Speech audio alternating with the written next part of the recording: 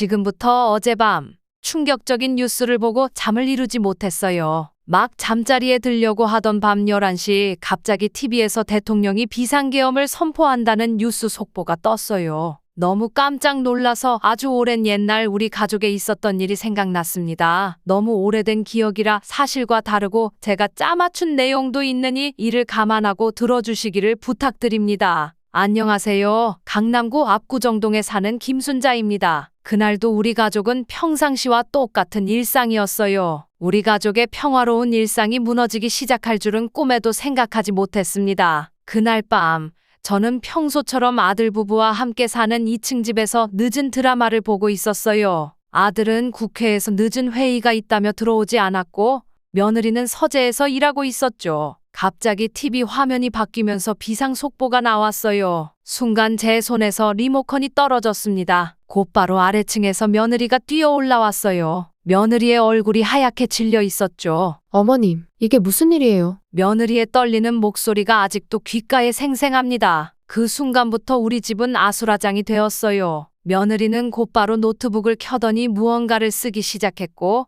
저는 아들에게 전화를 걸었지만 받지 않았어요. 30년간 교직에 몸담았던 제가 이제는 여당 국회의원인 아들을 둔 어머니이자 인권 변호사 출신 며느리의 시어머니로 이런 상황을 맞이하게 될 줄은 꿈에도 몰랐습니다. 오늘은 그날 밤부터 시작된 우리 가족의 이야기를 들려드리려고 해요. 아마 여러분들은 이해하지 못하실 수도 있어요. 같은 식탁에서 밥을 먹던 가족이 어떻게 이렇게 될 수 있냐고. 하지만 세상이 뒤집어지는 그날 밤 우리 가족도 뒤집어졌습니다. 이제부터 제가 겪은 그 힘들었던 시간들을 이야기해드리겠습니다. 가족이기에 더 아프고 사랑하기에 더 괴로웠던 우리들의 이야기입니다. 그날 밤 이후 우리 가족의 일상은 완전히 바뀌었습니다. 아들은 국회에서 밤을 새우며 긴급 회의를 이어갔고 며느리는 SNS에 글을 올리느라 잠도 제대로 못 잤어요. 저는 그저 TV 앞에 앉아 뉴스만 보고 있었죠. 우리 가족이 이렇게 되기 전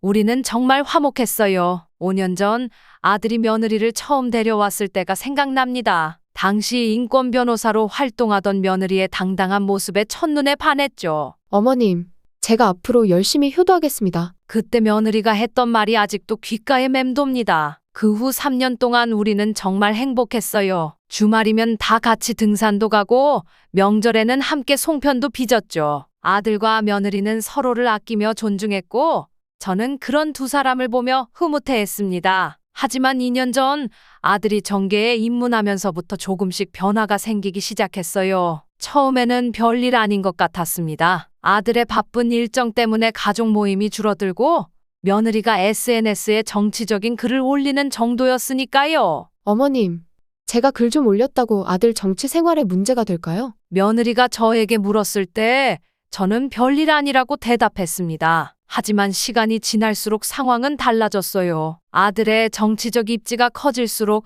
며느리의 글은 더 큰 파장을 일으켰습니다. 여보, 당신 글이 내 정치 활동에 영향을 줄 수 있어. 어느 날 밤 아들과 며느리가 다투는 소리가 들렸어요. 그때부터 가족 간의 불화가 시작된 것 같아요. 며느리는 자신의 소신을 굽히지 않았고 아들은 점점 더 예민해졌죠. 저는 그저 중간에서 애만 태웠습니다. 한편으로는 아들의 정치 생활이 걱정되고 다른 한편으로는 며느리의 소신도 이해가 됐으니까요. 하지만 제가 할 수 있는 일은 없었어요. 어머님, 저도 이러고 싶지 않아요. 하지만 제 양심을 저버릴 순 없어요. 며느리가 눈물을 글썽이며 말하던 날 저는 가슴이 찢어지는 것 같았습니다. 우리 가족이 이렇게 될 줄 누가 알았을까요? 그리고 어젯밤 그 충격적인 뉴스와 함께 우리 가족은 완전히 갈라섰습니다. 아들은 여당 의원으로서의 책임을 다해야 한다며 집을 나갔고 며느리는 자신의 신념을 지키겠다며 글을 쓰기 시작했어요. 저는 그저 이 모든 상황이 꿈이길 바랐습니다. 하지만 현실은 냉혹했어요. 이제 우리 가족은 어떻게 될까요? 과연 우리는 다시 예전처럼 돌아갈 수 있을까요? 새벽 3시 며느리의 방에서 노트북 자판 두드리는 소리가 들렸습니다. 잠을 이루지 못한 저는 결국 며느리의 방문을 노크했어요. 며느리야, 아직도 안 자니? 방에 들어서자 며느리는 울던 중이었습니다. 노트북 화면에는 긴 글이 써져 있었고 옆에는 여러 개의 법전이 펼쳐져 있었어요. 변호사 시절 늘 곁에 두던 책들이었죠. 어머님, 저는 이대로 가만히 있을 수가 없어요. 며느리의 떨리는 목소리에 저도 모르게 가슴이 아려왔습니다. 하지만 시어머니로서 해야 할 말이 있었어요. 아침이 되자 상황은 더욱 심각해졌습니다. 며느리가 쓴 글이 온라인에서 큰 반향을 일으킨 거예요. 아들에게 전화가 왔습니다. 목소리가 잔뜩 굳어 있었죠. 어머니, 수민이가 또 글을 올렸죠. 제발 말려주세요. 저는 그저 한숨만 나왔습니다. 아들의 정치적 입장도 며느리의 소신도 모두 이해가 됐으니까요. 하지만 이런 상황에서 시어머니가 할 수 있는 일이 뭐가 있을까요? 점심때가 되어서야 아들이 잠깐 집에 들렀습니다. 피곤해 보이는 얼굴이었지만 며느리의 방을 향해 곧장 걸어갔어요. 저는 그저 거실에서 두 사람의 대화를 듣고만 있었습니다. 당신이 쓴 글 때문에 내가 얼마나 곤란한 상황에 처했는지 알아? 여보, 당신도 예전엔 이런 상황에서 목소리를 내야 한다고 했잖아요. 둘의 대화는 곧 감정적으로 변했고 결국 아들은 문을 세게 닫고 나가버렸습니다. 며느리는 방에서 흐느끼는 소리가 들렸고 저는 그저 부엌에서 설거지를 하며 눈물을 훔쳤어요. 저녁이 되자 상황은 더욱 악화됐습니다. 아들의 정당에서 연락이 왔다는 거예요. 며느리의 글이 문제가 될 수 있다고. 아들의 정치 생명이 위험할 수 있다고. 어머님, 저 때문에 우리 가족이 이렇게 될 줄은 몰랐어요. 며느리는 결국 저에게 무릎을 꿇고 울었습니다. 하지만 저는 알고 있었어요. 며느리가 자신의 신념을 포기하지 않을 거라는 걸, 그리고 아들도 자신의 정치적 입장을 바꾸지 않을 거라는 걸. 이제 우리 가족은 어떻게 되는 걸까요? 30년 교직 생활 동안 수많은 갈등을 중재해왔지만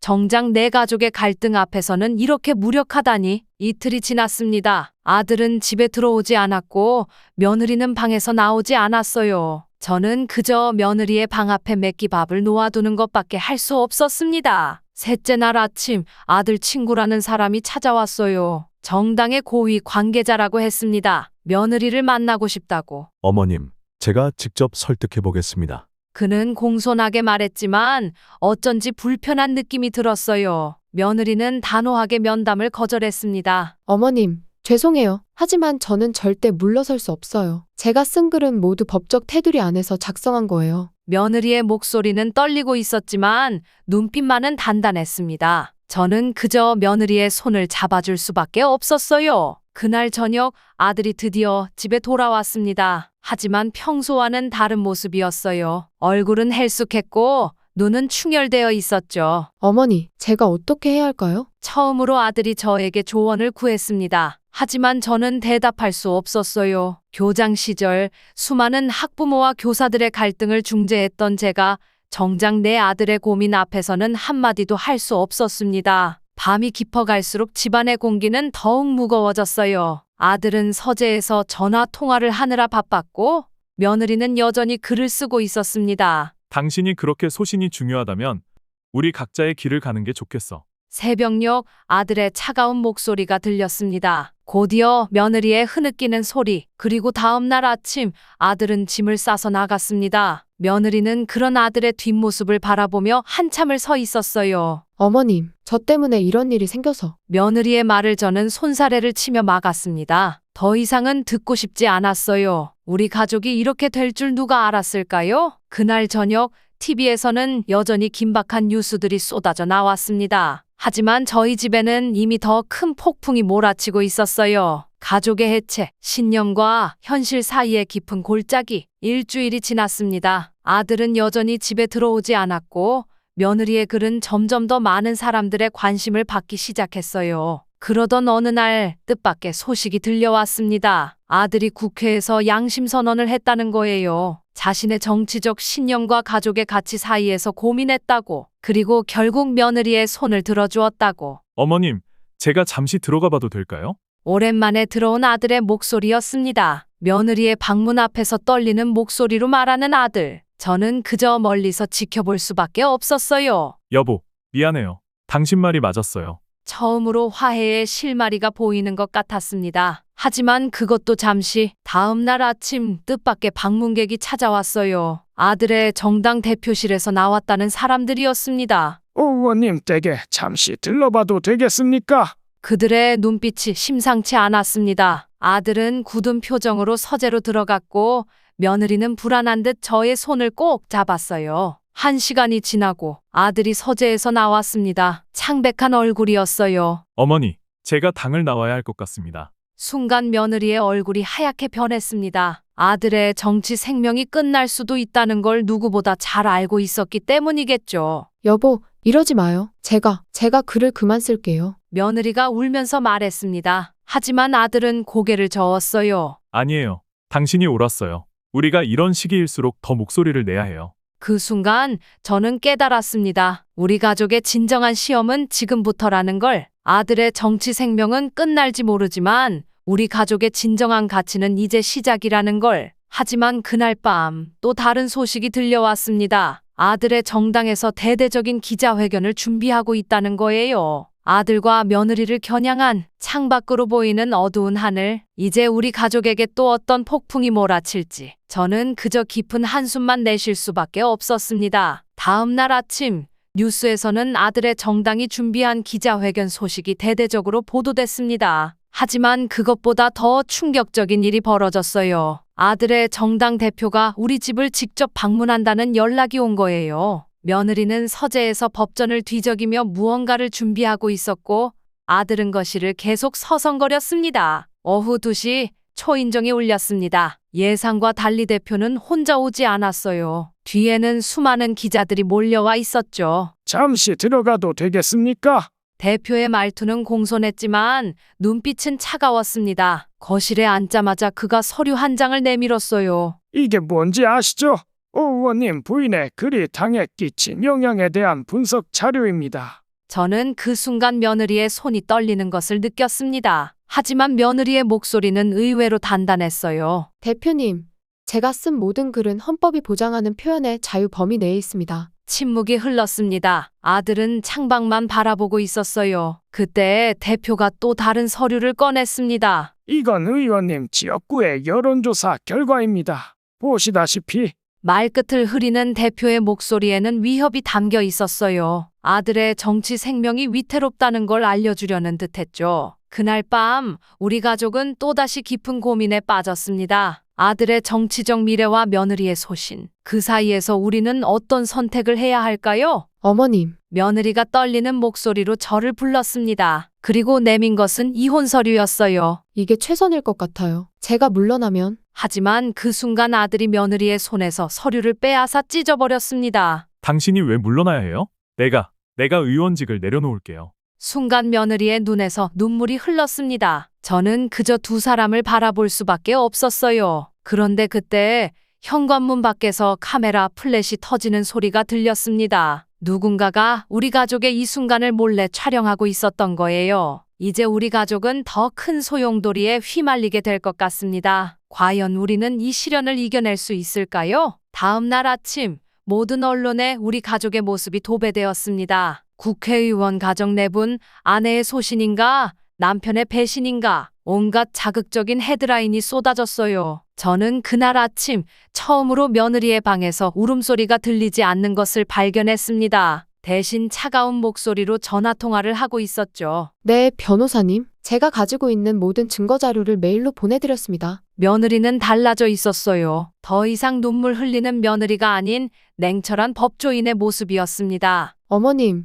이제는 제가 가만히 있을 수 없어요. 누군가 우리 가족을 감시하고 사진을 찍어 언론에 팔아넘겼어요. 그날 오후 아들이 기자회견을 열었습니다. 하지만 예상과는 전혀 다른 내용이었어요. 저는 오늘 모든 것을 내려놓으려고 합니다. 하지만 그 전에 제 아내를 음해하고 우리 가족을 감시한 세력들의 정체를 밝히겠습니다. TV를 보는 며느리의 눈에서 처음으로 따뜻한 눈물이 흘렀습니다. 그리고 그날부터 며느리는 변했어요. 밤늦게까지 컴퓨터 앞에 앉아 무언가를 정리했고 수많은 통화를 이어갔습니다. 과거 인권 변호사로서의 경험과 인맥을 총동원하는 것 같았어요. 어머님, 걱정하지 마세요. 이번에는 제가 우리 가족을 지키겠습니다. 일주일 후 충격적인 사실들이 하나둘 드러나기 시작했습니다. 우리 집을 감시했던 사람들의 정체, 아들을 협박했던 세력들의 실체, 며느리는 모든 것을 법적 증거로 만들어가고 있었어요. 이게 다 뭐하는 짓들이에요? 우리 가족을 이렇게까지.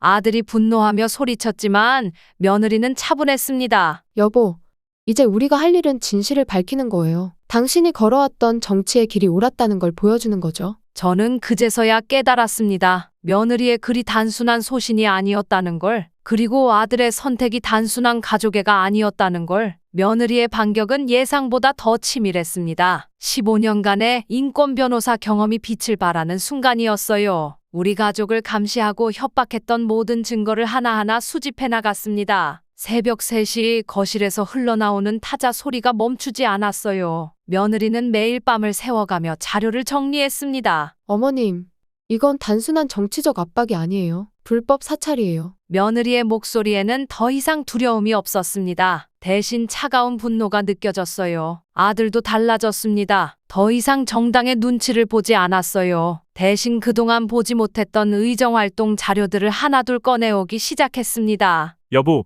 이 자료들 내가 그동안 수집해온 거예요. 서류 가방 가득 담긴 문서들. 아들도 이런 날이 올 것을 준비하고 있었나 봅니다. 어느 날 아침 며느리가 조용히 저를 불렀습니다. 어머님, 이제 곧 폭풍이 몰아칠 거예요. 하지만 걱정하지 마세요. 이번에는 우리가 진실을 밝힐 차례니까요. 그리고 정확히 일주일 후 며느리는 자신의 블로그에 장문의 글을 올렸습니다. 그동안 수집한 모든 증거와 함께 글이 올라간 지 1시간 만에 포털 사이트 실시간 검색어 상위에 올랐습니다. 언론사들의 전화가 쏟아졌고 시민단체들의 성명서가 이어졌어요. 어머님, 이제 시작이에요. 우리를 무너뜨리려 했던 사람들이 스스로 무너지는 걸 지켜보세요. 며느리의 눈빛이 달라져 있었습니다. 더 이상 물러서지 않겠다는 의지가 느껴졌어요. 아들도 침묵을 깼습니다. 국회 기자회견장에서 그동안 숨겨왔던 진실들을 하나하나 밝히기 시작했어요. 저는 오늘 제가 그동안 목격한 모든 것을 말씀드리려고 합니다.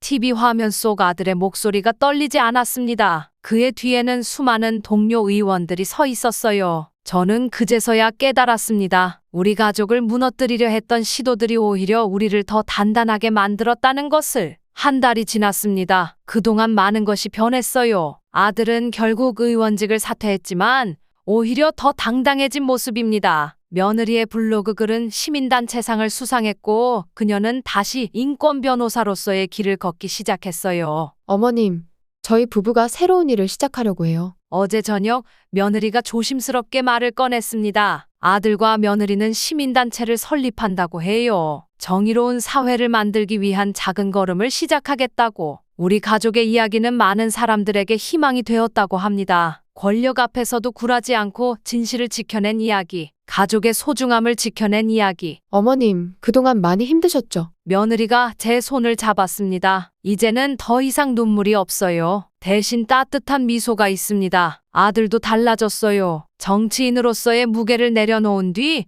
오히려 더 밝아진 것 같습니다. 아침마다 며느리와 함께 조깅을 나가고 저녁이면 가족과 함께 시간을 보내요. 어머니, 이제야 진정한 정치가 무엇인지 알 것 같아요. 권력이 아닌 진실을 위해 싸우는 것. 그게 진정한 정치였네요. 얼마 전 우리 집을 찾아온 젊은 기자가 물었습니다. 후회하지 않으세요? 모든 것을 내려놓으셨는데 아들은 빙그레 웃으며 대답했어요. 내려놓은 게 아니라 더 소중한 것을 지켜낸 겁니다. 지금 우리 가족은 작은 변화들을 만들어가고 있습니다. 며느리는 다시 법정에서 약자들의 목소리를 대변하고 아들은 시민단체에서 정의로운 사회를 위해 일하고 있어요. 저는 이제 더 이상 불안하지 않습니다. 우리 가족이 지켜낸 것은 단순한 평화가 아닌 진정한 가치였으니까요. 여러분, 가족의 가치는 그 무엇과도 바꿀 수 없습니다. 하지만 그 가치는 진실과 정의를 향한 용기가 있을 때 더욱